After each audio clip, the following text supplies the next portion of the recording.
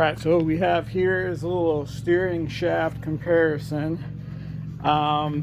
Here we have the stock style steering shafts.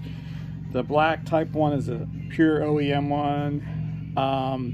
Came off one of the cars I'm working on. Usually the problem with the stock steering shafts is the rag joint in here. It gets saturated with oil and gets slop.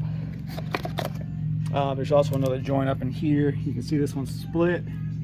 Doesn't really have any slop. Here's a reproduction one, which is available through all your restoration vendors, which I bought and put on this car in 2021. Here's the rag joint, which is nice and tight.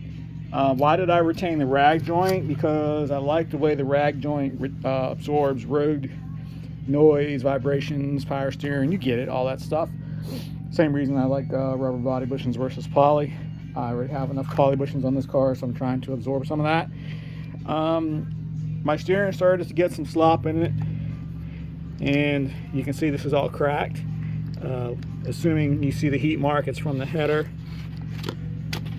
And of course it's not going to let me show, but I made a video about a week or so ago that there's some slop in here, and hopefully that's what I'm feeling in my steering wheel. So we move over here to the Jeep shafts. Here's the normal Jeep shaft. This is the eBay China special.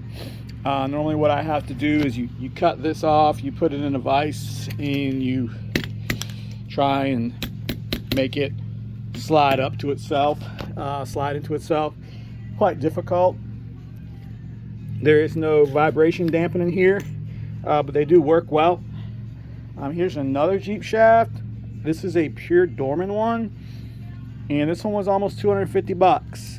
And you can tell by looking at it, other than the paint being shinier, it's a little bit shorter. But here's what I really like about this shaft is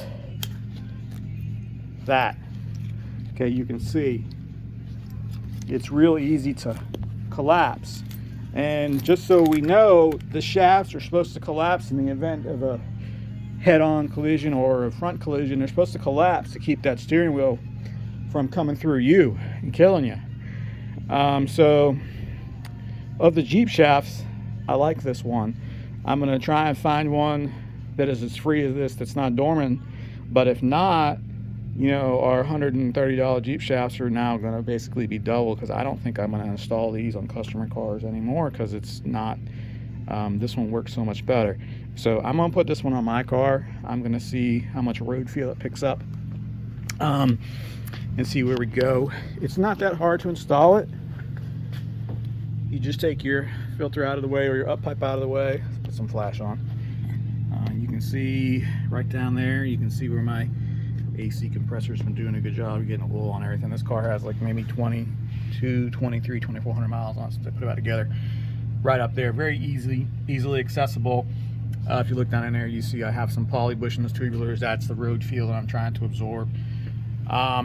So that's what I'm going to try. We'll see how it works. But as far as safety and ease of installation, the one on the right gets the win. The second one would be the gray one, because you know, it is a factory OEM style for a purist restoration. This piece here makes it a little bit more difficult, but it can be done with the engine in the car. So I'll get it in there, and I'll report back with some in the field service down the road once I get an opinion on it.